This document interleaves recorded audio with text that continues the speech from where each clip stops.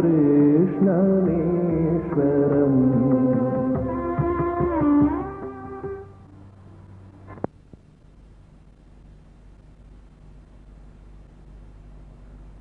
ॐ सहना भवतु सहनौ भुनक्तु सह वीर्यं करवावहै तेजस्विनावधीतमस्तु मा विद्विषावहै ॐ शान्ति शान्ति शान्तिः हरि ओम तत्सत्. Last time we studied verse 41 of the 10th chapter, which gave us a beautiful piece of wisdom, and India has profited from that wisdom a good deal.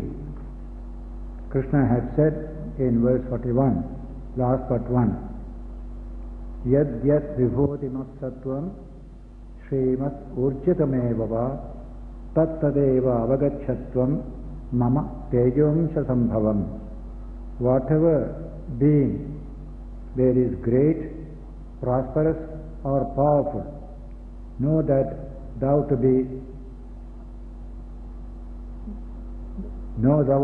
that to be a product of my part, of my splendor. Wherever there is greatness in any field of life, there is a manifestation of the divine there. That is the teaching that requires to be respected wherever it is. It is this teaching that made the people of India respect greatness in other peoples also, any part of the world. A religious greatness in Islam, Christianity will be highly respected by the people of India because of this teaching. Yad yad vibhutimat sattvam Srimat urchitameva. Greatness, purity, power, all these things, wherever you find extraordinary talents manifested anywhere, know that my spirit is there, Krishna says. My own presence is there. When such a teaching comes to a people, those people cannot be exclusive in their respect and reverence to greatness. They will go beyond their own racial, national boundaries and respect people everywhere. That is something that generally human beings have. But it is restricted by either nationalistic prejudice, racial prejudice, or theological creedal prejudice. When these prejudices are not there, an average human being will respect greatness wherever it is found. In India, this has become a natural trait due to this great teaching in the Gita. Today we enter into the 11th chapter. It is a very famous chapter where you are presented with that universal vision of Sri Krishna, God's universal manifestation, Vishwarupa Darshana. Arjuna seeing Krishna's universal form. Krishna's human form he was seeing all the time. Now in this chapter, at his request, Krishna will reveal his universal form. Whatever art or literature can depict, this book has depicted that universal form, and it is a tremendous expression, and it has a tremendous appeal to types of people all over the world, scientists and artists. When we go through the text, we shall have more to say on this subject of the universal appeal of this tremendous event in the course of the Gita. Here chapter begins with Arjuna's request. In the previous chapter, Krishna spoke of his various powers, divine powers, vibhutis as they call them. Now he wanted to see that universal power of the Lord manifested.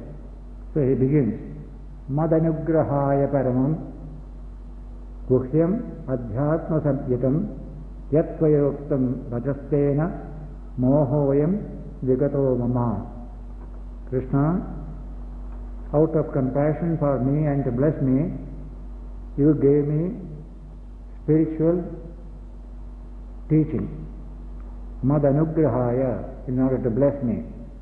Paramam guhyam, supremely, profoundly significant, adhyatma samjitam, message known as spirituality, a spiritual message. Yatvayoktam vachastena, the words you used to expound them to me, those words, mohoyam vikato mama, my delusion has gone through the help of those words. He has given me a tremendous spiritual education. Knowledge is meant to destroy ignorance and delusion. So here Arjuna says, my delusion is gone. But he will say it further in the last chapter, 18th chapter, my moha is gone, delusion is gone through your grace, through your teaching. And Krishna told him, I have told you what is good for you, a profound philosophy I have communicated to you. Now think about it and do as you please, not as I dictate, but as you please. That's the end of the Gita. So here Arjuna has said, even up to the 10th chapter, whatever spiritual teachings I have received, they have helped me to get rid of my delusion. Yasoktam. Bhavapyayo hi bhutanam shrutau vistarasho maya tvattah kamalapatraksha mahatmyam apicha avyayam. He says, you have also told us, O lotus-eyed, kamalapatraksha, lotus-eyed is a very artistic expression in our literature. I have heard at length of the origin and dissolution of all beings, as also thy inexhaustible greatness. All this I have heard so far. Evametad yathattatvam atmanam parameshwara drashtumichhami te rupam aishwaram purushottama. So it is, O Lord Supreme, I accept it as thou hast declared thyself. Still, I desire to see your Ishvara form, your divine form. Please reveal that to me. That is Arjuna's very personal, keen desire. And he communicates it to Krishna at this stage. Manyase yatatat chakyam maya drashtamiti prabho yogeshwara tato metvam darshayatmanam avyayam. Says, oh, hey Yogeshwara. Krishna is addressed as Yogeshwara, the master of yoga. In the last shloka also, that will come. Last few verses in the 18th chapter. Krishna is known as Yogeshwara. Yoga taught by Yogeshwara. So here also, hey Yogeshwara, if you think I am capable of seeing thy universal form, please reveal it to me. Manyase yaditat shakyam maya drashtumiti prabho Yogeshwara tato metvam darshayatmanam avyayam. Your avyayam, your imperishable form, divine, please show it to me.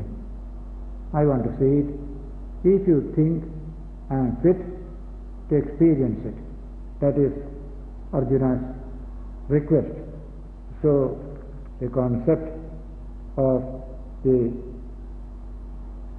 moha, Arjuna's moha, by which he refused to fight and sat down, sinking in the chariot, as was shown in the end of the first chapter. After all these chapters of exposition, Now he said, my moha is gone, but I want to see this profound form. Now, soon as he said so, Bhagavan said, yes, I am going to show you that divine form. So Bhagavan Vacha, Sri Bhagavan said, Pashyame partha rupani shatashotha sahasrashaha nanabhisani divyani nanavarnagriti nicha. See this, Arjuna, my form, divine form.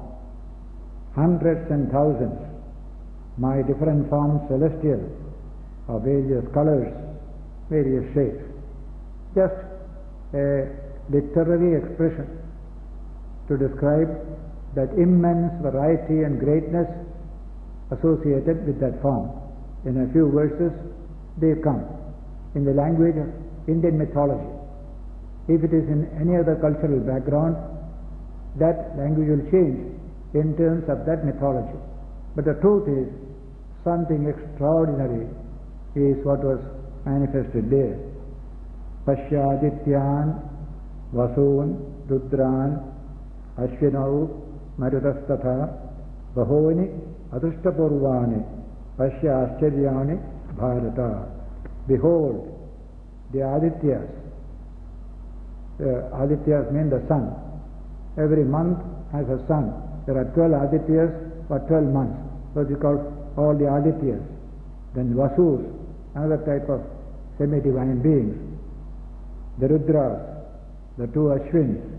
Ashwins are the medical doctors of the gods. Then the Maruts. Behold, O descendant of Bharata, many wonders never seen before. All that you will see in me, I am going to show them to you. Ihaigastham jagatkrishnam pashyadya sacharacharam mama dehe gudakesha yachanyat drashtumichhasi. See now, O Arjuna, in this my body, the whole universe centered in one single spot.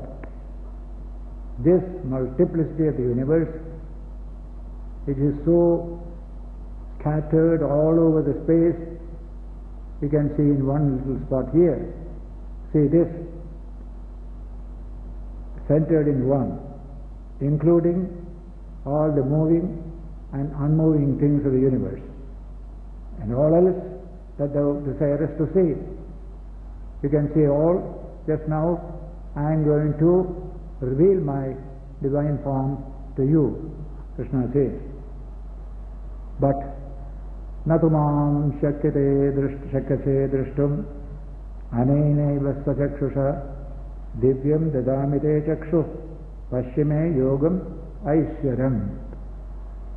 You cannot see these profound things with these fleshy eyes of yours. Their power is limited. They can go a little distance, there it stops. So, I am going to give you the divine eye to be able to see this great vision. Natu mam shakyase drashtum. Mam shakyase drashtum. To see me, you are not capable. How? Anenaiva svachakshusha. By these eyes that you have now, with these eyes, you are not capable. Divyam dadamite chakshuhu. I am now giving you divya chakshu. Divya means divine. Chakshu eye. A divine eye. I give you. Pashyame yogam aishwaram. See my great divine power. Look at me. I will show you. Aishwaram. Yoga. That is it. The one and the many. You see the many. See how the many comes back into the one, in one single spot. That is for yoga, Aishwara. Divine yoga, divine power. As I said on a previous occasion in chapter 9, that divine power, how the one comes as a many, and the many disappears into the one. The whole thing is a profound divine power. If even from astrophysical point of view. How did that thing explode, that background material? How it became scattered in all these diverse forms? How they manifested in these particular forms? How they became back again, went back again to the original form? All these are tremendous mystery. That is divine mystery, divine power. Yogam Aishwaram, he said. Then Sanjaya is reporting now to Dhritarashtra. Up to this, Sanjaya is keeping quiet. He spoke in the beginning, then the dialogue is going on. Now this is a great event. And so he is telling the Dhritarashtra, the blind king, sitting in the capital of India at that time, and then he is in the battlefield 105 miles away, Kurukshetra. Sanjaya Uvacha, Evamuktva Tato Rajan Mahayogeshwaro Harihi Darshayamasa Parthaya Paramam Rupam Aishwaram. Having said this, Hari, that means Vishnu, that means Krishna, they are one and the same. This Hari, Mahayogeshwaro, is Ishvara, the great Lord. Of what? Yoga, Yogeshwara, the Lord of Yoga, Master of Yoga. And how great is he? Maha, the great Master of Yoga, Maha Yogeshwara, Hari. The greatest yoga is that, to produce the many from the one and remain the one at the same time as it is. How is it possible? That is called Yogeshwara. It is yoga of the Ishvara, that capacity. Maha Yogeshwaro Harihi Darshayamasa Parthaya. He showed it to Partha. What did he show? Paramam Rupam Aishwaram. That form of the divine, Rupam Aishwaram, which is Paramam, supreme, that supreme divine form. He showed it to Arjuna, then and there. He is describing Aneka Vaksra Nayanam, Aneka Adbhuta Darshanam, Aneka Divya Bharanam, Divya Aneko Yudhayusam.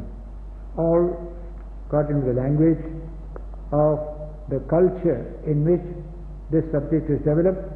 You will find in the statement, with numerous mouths and eyes, numerous wonderful sights, numerous celestial ornaments, numerous celestial weapons uplifted.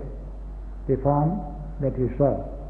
Whatever is the universe, all that in a condensed form you saw in that particular divine form.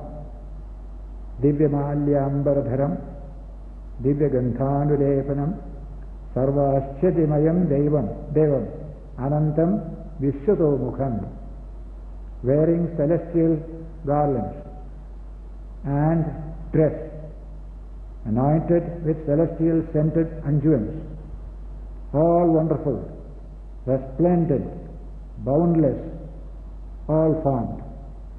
Everywhere you can see same form. From all sides you can see. That is the language. Vishwato Mukham. As if we have face all over. Everywhere we can see. That's called Vishwato Mukham. In fact, the solar system, the sun, can be called Vishwato Mukham. He sees everywhere. Left, right, back, up, down, everywhere you can see through his radiation. That is Vishwato Mukham. Our Mukham is only frontage. You've got a face in front, you can see. And at the most we can hear from a distance, from the ears, from behind also. But very, very limited. But in the divine, it is Vishwato Mukham. Everywhere you can see, everything you can come in touch with. And so, Anantam Vishwato Mukham, infinite is the divine. Then, Devi Surya Sahasrasya Bhaved Yugapaduttita Yadi Bhas Satashi Sasyat Bhasastasya Mahatmanaha. This is a great verse. Verse 12 of chapter 11. Sanjaya is speaking about the brilliance of that divine form. Very difficult to compare that brilliance to anything, but he tries his best to find a comparison. And that comparison is, if 1,000 suns were to rise on the eastern horizon at the same time, that brilliance will be nothing compared to the brilliance of this divine universal form. Yadi divi, divi means in the sky, Surya Sahasrasya, of 1,000 suns, Bhaved Yugapat Utthita, Yugapat means together, Utthita means rising, if possible. If 1,000 suns were to rise at the same time on the eastern sky, Yadi Bha, what is the brilliance then?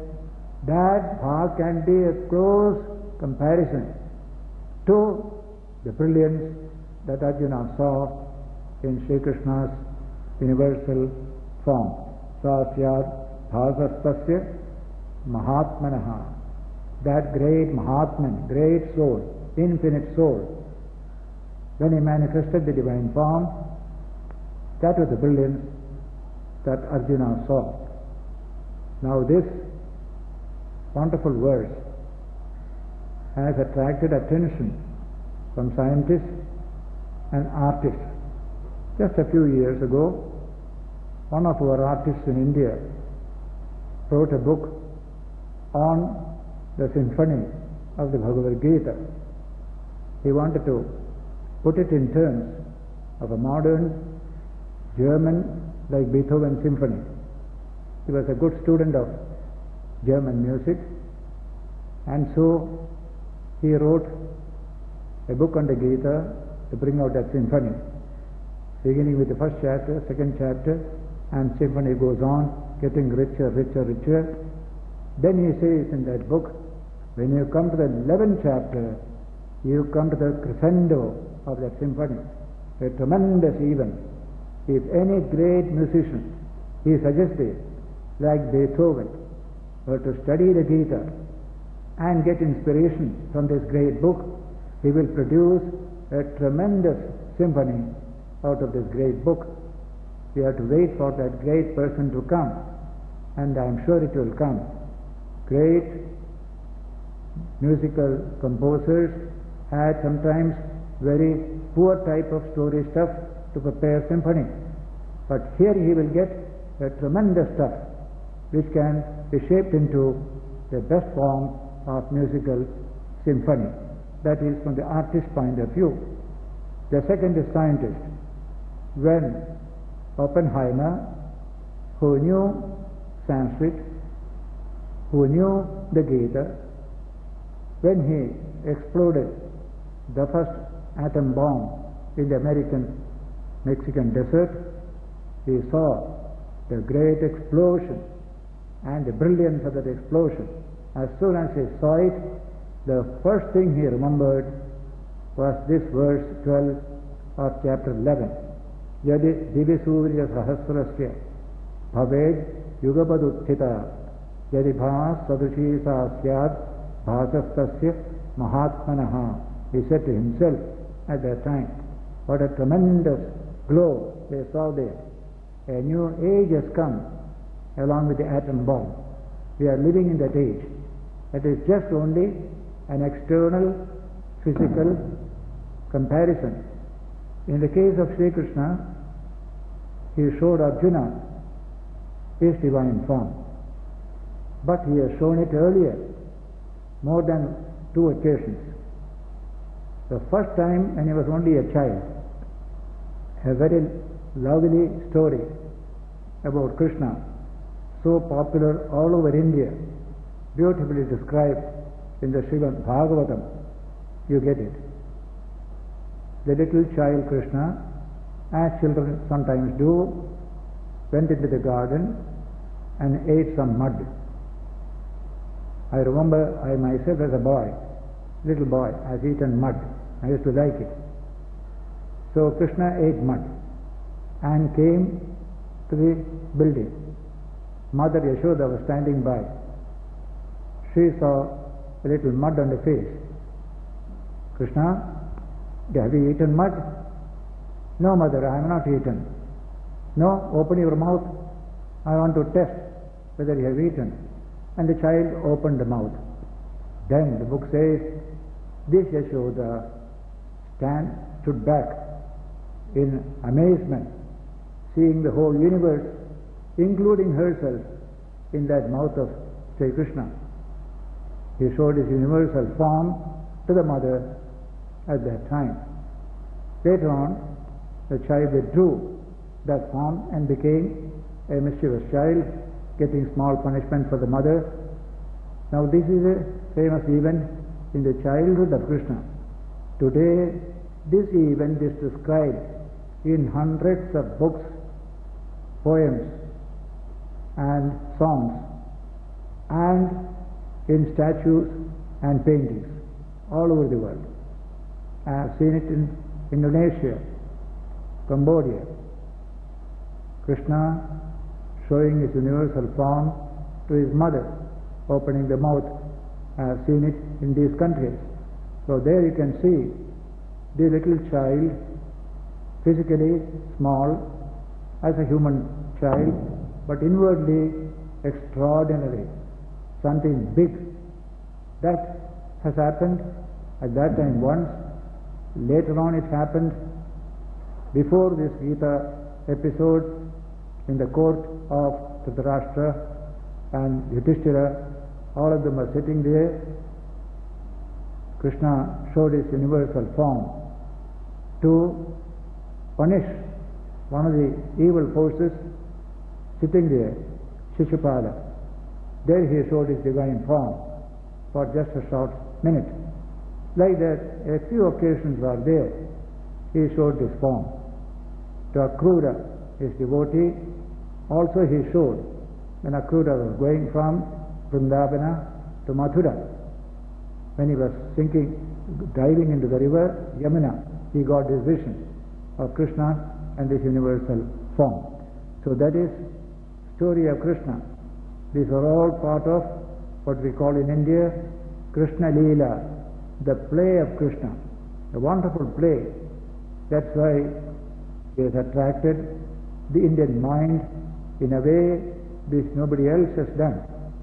I call him the Pied Piper of the Indian heart. And in songs and lyrics, you can exhaust lyrics to describe Krishna. That's what we have done in Sanskrit, Hindi, and other languages. So here you have that tremendous form which Arjuna saw in this 11th chapter of the Gita description. And this is the biggest, largest, the profoundest Yoga Darshana, universal form manifestation that Krishna had done.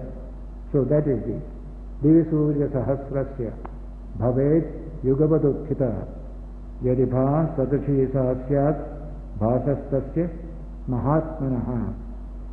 Then he continues, Tatra Ekastham Jagat Krishnam Pravibhaktam Anegatha Apashyad Devadevasya Sharire Pandavas Tatha.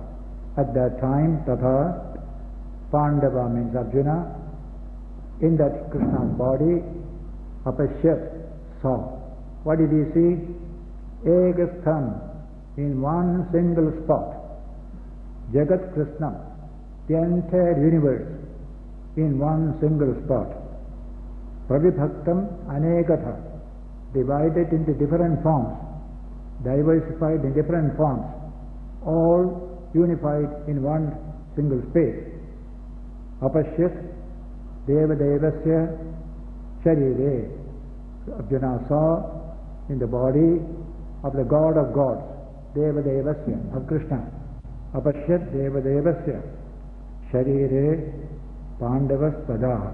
At that time, Arjuna saw this universal dimension is something very unique in Indian spiritual philosophical thought, that the whole universe is the body of the divine, is a wonderful thought we have in Vedanta. That is why God can appear in this form or that form, because the whole universe itself is His own form, and He has shown it here. In the Old Testament Psalms, we come across one Psalm which breathes this teaching of the universal form of the Lord. Everywhere He is there, He is there. Generally in a monotheistic religion, you don't have this idea. God is far away, extra-cosmic, and the world is just separate from Him. He is just the Lord and Master. That's all. But in that very monotheistic religion, in the Psalms and in the utterances of some of the saints, as also in Sufi and other saints, you will find this kind of teaching. The whole world is filled with the Divine Spirit. He fills everything. One such psalm has attracted me, that is 139, 8, 10 in the Old Testament Psalms. Description of the all-pervading Brahman. You get there. Here is that psalm. If I ascend up unto heaven, thou art there. If I make my bed in hell, thou art there. If I take the wings of the morning and dwell in the uttermost parts of the sea, even there shall thy hand lead me, and thy right hand shall hold me. Here you have that all-pervasiveness of the divine. This is generally condemned in the monotheistic religions as pantheism. But mystical experiences go beyond all these limitations. But a powerful religious authority can control mystical experiences, never allow people to have those experiences. They have been controlled. They have been killed. When the Sufi mystic said, I am one with God, Anal Haq, he was killed. They didn't understand the greatness of that vision.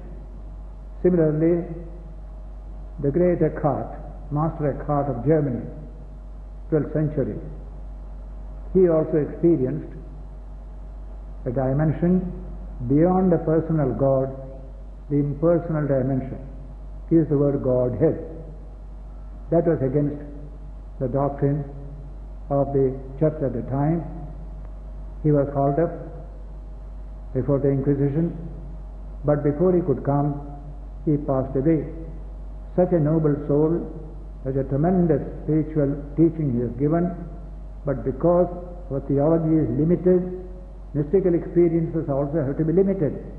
That is constraint on mystical experience. That has never happened on the continent of India. Here mystical experiences are free. You can have any type of experience as it comes to you. Only show that mystical experience has transformed your character. Make it more pure, more loving, more kind, more tolerant, more universal. That's the only test of a mystical experience. Not a prior theological, dogmatic control over experience. This has ruined the lives of many lovable mystics, both in Islam and in Christianity. In India we had Emperor Aurangzeb, extremely narrow, but a powerful ruler.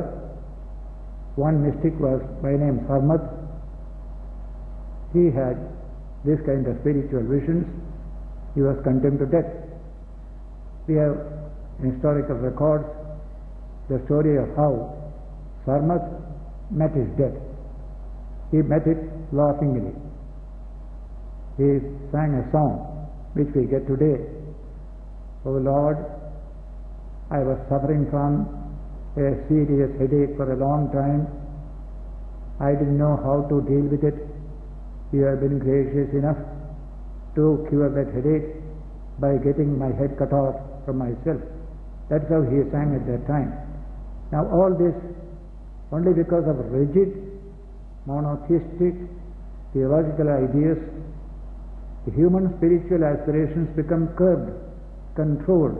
You must only have this experience and not that. That has never happened in India.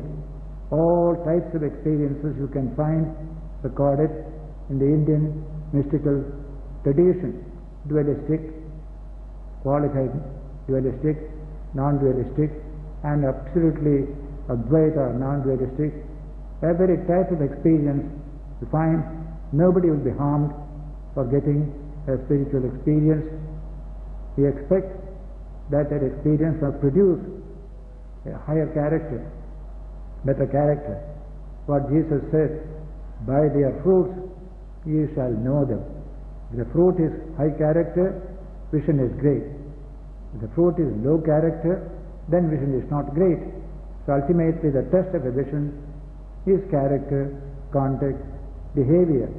That's the only test India has on this subject.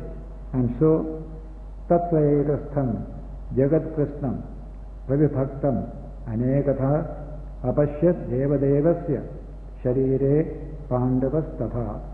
Pandavas, Arjuna, saw in Krishna at that time, in this very single spot, the whole universe, moving, unmoving, etc. Tatastha vismayavishto rishtaroma dhananjayaha pranamya shirasna devam kritanjalirabhashata. Then Arjuna, filled with wonder, with his hair standing on end, that feeling of great exhilaration, bending down his head to the Deva in front, to the Divine Personality in front, in adoration, spoke with joined palms these words. Arjuna became very devout, with joined palms, saluting the Lord, uttered these words. His reaction to seeing this universal form. These are famous words. Arjuna's hymn of praise is recited by people all over India. Arjuna is saying,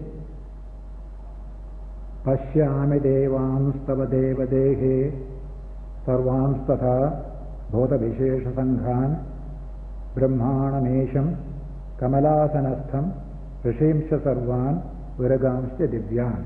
Says, O Lord, I see all the devas in thy body, all the hosts of all the grades of beings, Brahma, the projector of the universe, the Lord seated on the lotus, that is Brahma, and all the rishis on the celestial serpents. These are the various theological ideas they had, and so he saw all this in this divine form in front. Aneka bahudara bhaktanetram pasyanitvam sarvato anantarupam nantam namadhyam tapanastavadim pashyami vishveshwara vishwarupa. Arjuna is full of wonder and even fear. I see thee of boundless form on every side, with manifold arms, stomachs, mouths, eyes, neither the end, nor the middle, nor the beginning of you do I see, O Lord of the universe, O universal form. As the Gita has said it elsewhere, Sarvata Panipadam Tat. Everywhere is hands, everywhere is feet, everywhere is eyes, because every eye is his eye, every hand is his hand, because he is all.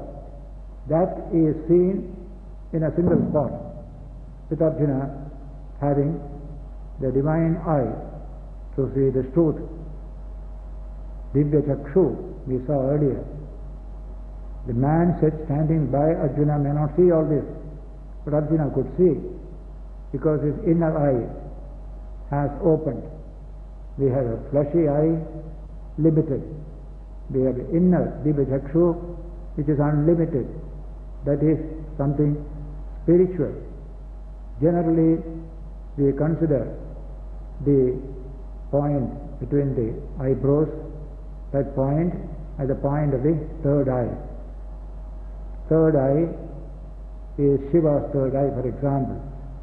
Everybody has a third eye, but it is not manifest. You have to develop it. Insight and other things come from that place. It can be developed more and more, and maximum comes only through the grace of the divine. So that inner eye Arjuna got, so he could see this divine form. So all this boundless form of the divine. Then further, Kiritidam, Gadinam, Chakrinam cha, Tejorashim, Sarvato Deeptimantam, Pashyami Tvam, Durniriksham Samantat, Deeptananarkadviri Aprameyam. I see thee with Kirita, the diadem, with club, and with discus, a mass of radiance shining everywhere, very hard to look at, all around blazing like a burning fire and the sun, immeasurable in scope. That is what I see. Vishnu is generally represented with 4 hands. Each hand contains something. Shankha, Chakra, Gada, Padma. These are the 4. Shankha is the conch shell. Just in the right hand, you have the conch shell. Shankha. Chakra, second hand on the right, is the divine wheel, divine powerful wheel. Sudarshana Chakra, Shankara Chakra. Then this hand, Gada, the mace. Padma, a lotus flower. All the 4 are there in the 4 hands in many of the divinities in India, including Vishnu. That Shankha, that conch shell, has got a very high symbolic meaning. In the Bhagavatam, there is a story of Dhruva, young boy of 5, became upset due to bad treatment from his stepmother. A boy of 5 decided to leave for the forest, meditate on God, and get consolation from Him. So the boy goes, meditates for 6 months, and then finally Lord Vishnu appears in front of him.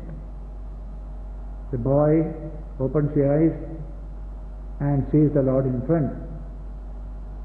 He wants to praise the Lord, to sing his hymn of praise, but he is a little boy, not educated, so words do not come. And the book says, Bhagavad says, the Lord saw the struggle of the child, and he touched his cheek with that shankha. That shankha is described in that verse. Shankha is jnanamayena kampana. It is a symbol of jnana, symbol of knowledge. With that symbol of knowledge is a shankha. Pasparsha balam kripaya kapode. He gently touched the child on his cheek.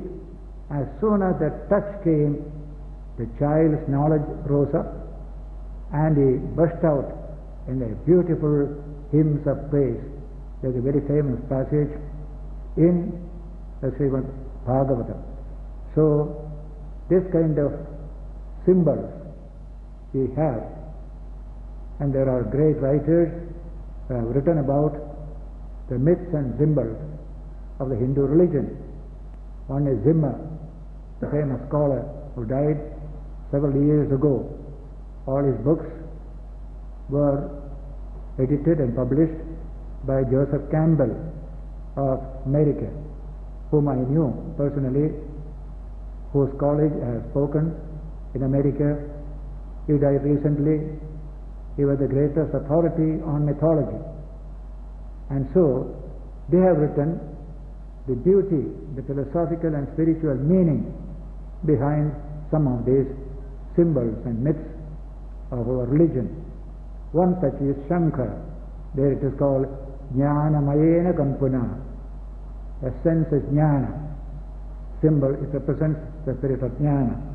So, Kiridinam, Gadinam, Chakrinam Cha, Tejo Rashim, Sarvato Deeptimantam, diadem, club, discus, a mass of radiance, shining everywhere, very hard to look at, all around blazing like a burning fire on the sun, and immeasurable in glory.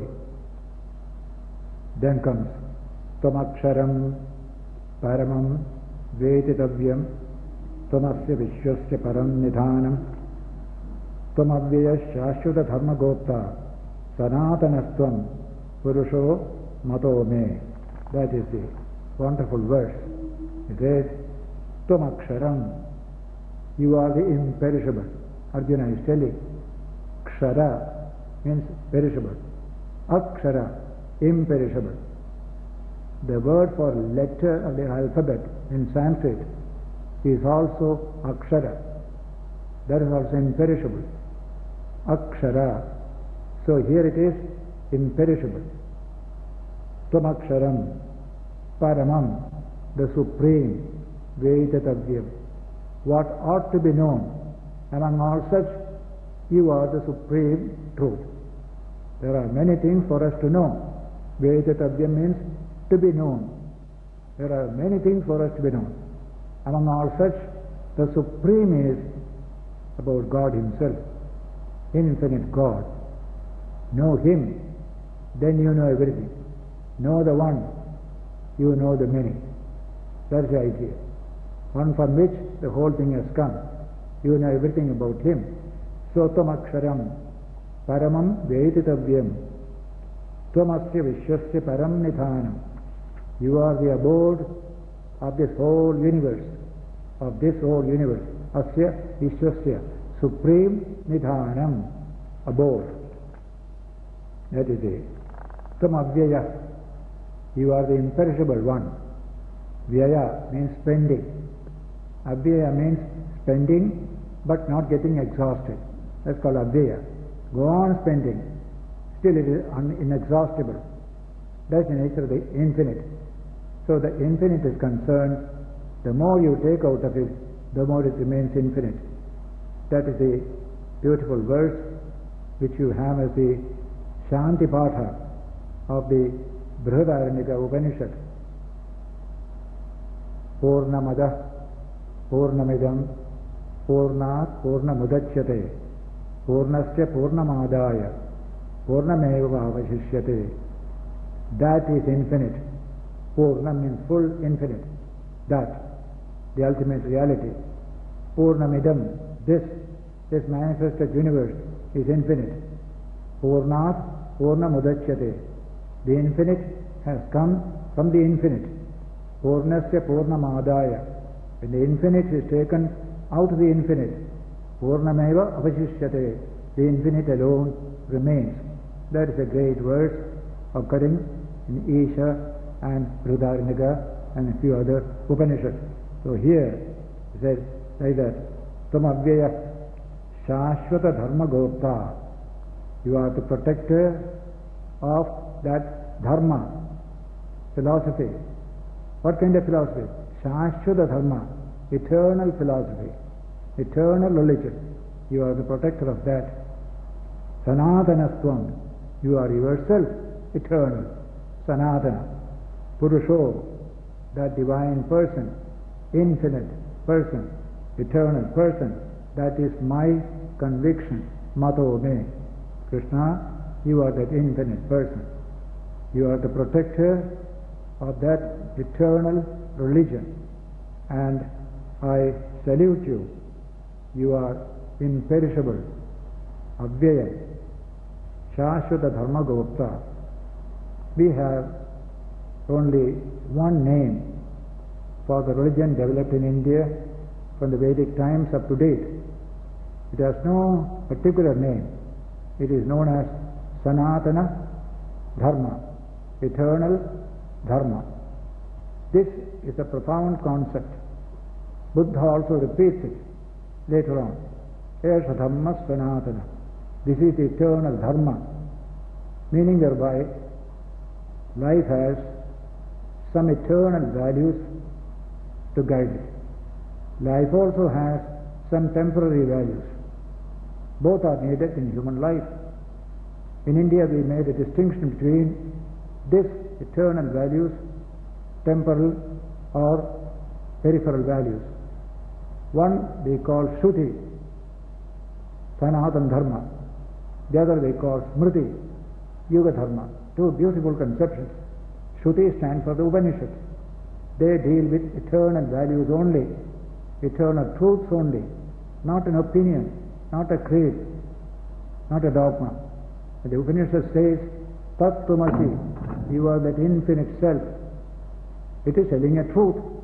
It is for you to apply it, try to realize it for yourself. So, Upanishads contain Sanatana Dharma. They don't waste their time to deal with day-to-day life of the people. That will come later in the Yuga Dharma, in the Smriti, in the Purana, etc. What cloth to wear, what food to eat, how to marry, how to get inheritance. These are all temporary issues, local issues. They are not permanent. They are not eternal. India understood long ago that these social rules and regulations can never be eternal. They will be changing from time to time, changing from place to place, but along with all these changeable things, there is a set of universal, eternal truths. They are called Sanatana Dharma. So Smritis, Puranas, they deal with inheritance, etc. Shruti deals with spiritual truth, how to make for human fulfillment. Therefore, Shruti is universal, belonging to all people, all over the world. Smritis are particular, local, parochial, and temporal. You have to change them when conditions change. That is the understanding in India. So we have got many, many Smritis during these 5,000 years. But Shruti is only one, eternal. They do not change. So we changed. This is not a modern idea.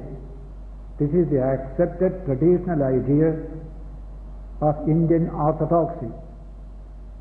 Wherever there is a conflict between Shruti and Smriti, Smriti will go, Shruti will remain. Shruti Smriti Virodhetu, Shrutireva Gariyasi. Where there is a conflict between Shruti and Smriti, Smriti will go, Shruti will remain. That is eternal, and it will create a new Smriti to meet the challenges of the new situation. Based on this understanding, Indian culture, Indian religion has been continuously changing. Indian society has been continuously changing.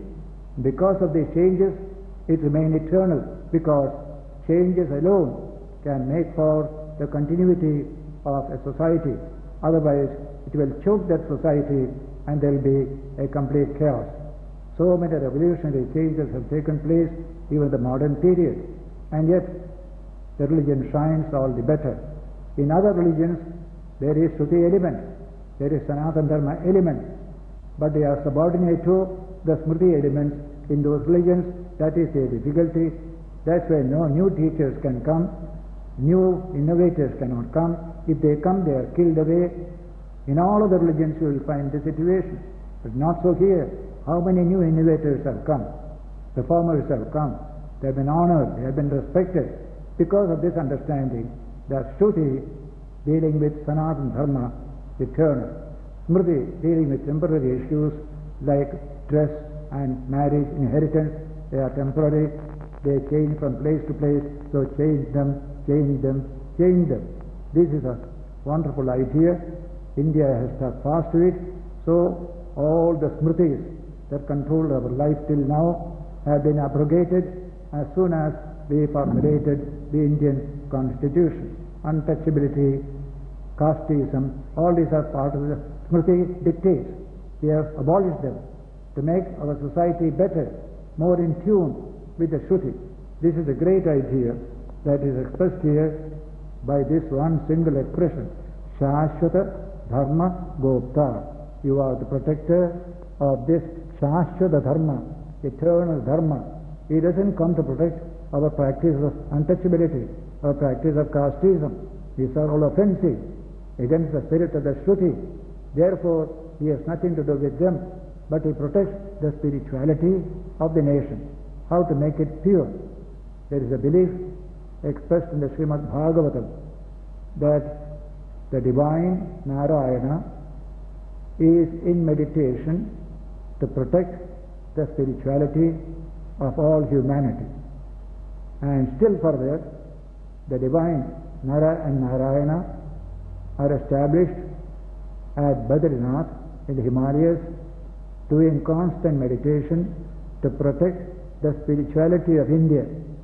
This is what Srimad Bhagavata has said, not to protect the evil practices of our religion, but the spirituality of our country, of our Sanatana Dharma. It's a wonderful idea. It can be applied to other religions. Whenever they think about it, whatever is permanent, keep; whatever is temporary, throw away without a tear in your eye. Change of social laws is good. We cannot have a constitution without provision for change, for amendment. Any religion without provision for amendment will become crusted, as it were. Very little future is there. This Indian wisdom may help other religions also to develop this idea. Protect the spirituality of the people, and if changes are needed in society, go for them gladly without a tear. That is the Indian wisdom for Indians and for the rest of the world. We shall meet again next Sunday to continue this great subject. We will spend a minute in silence and then we shall disperse.